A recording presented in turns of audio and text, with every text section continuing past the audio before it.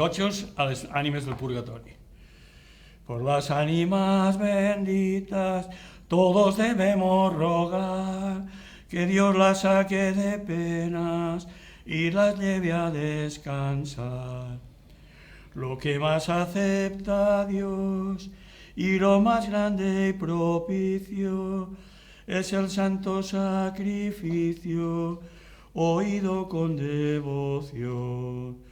Asistamos con fervor para poder alcanzar que Dios las saque de penas, las lleve a descansar. A la Virgen soberana pidémosle con fervor, les alcance del Señor la dicha y eterna calma. Roguemos pues por las almas, no dejemos de rogar, que Dios las saque de penas y las lleve a descansar.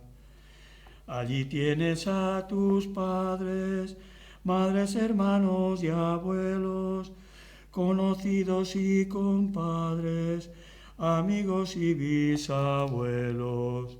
Y hasta ahí ya no me recuerdo el final de la letra.